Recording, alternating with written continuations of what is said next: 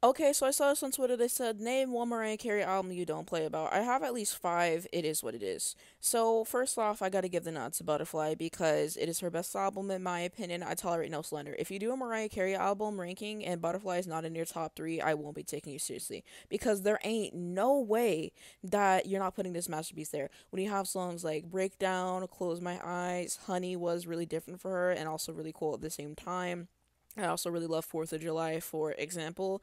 It is her best in terms of songwriting, production. The vocal layering on here was next level. It is that album. So I won't tolerate slander for it. And yeah, it's just that album to me.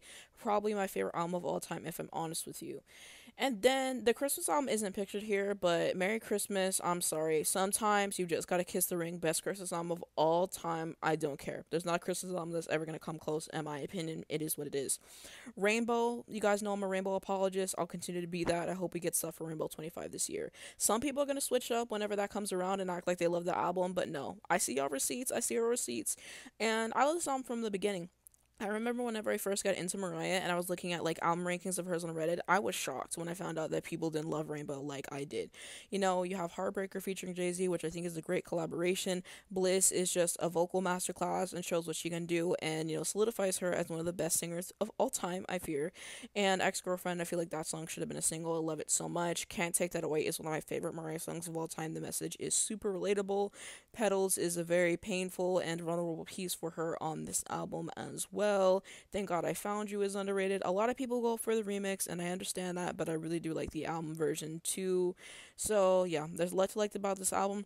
I feel like people hate on it half because, you know, it came after Butterfly. It wasn't going to be Butterfly. You know, it is what it is. I think if you appreciate it for what it is, you'll enjoy it. It's giving the youth, it's giving beach, it's giving fun. Tap into it. I'm sorry. Rainbow, I'm always going to stand. It is what it is at this point. And then I do love the debut, so you know I have a soft spot for it in that respect. I do love Daydream, so I have a soft spot for that, and I do have a soft spot for Caution. So you know it is what it is, and I basically named like a chunk of her discography. But once you listen to her discography, if you haven't already, you'll understand how we've got to this point. But yeah, so let me know your thoughts on this down below in the comments.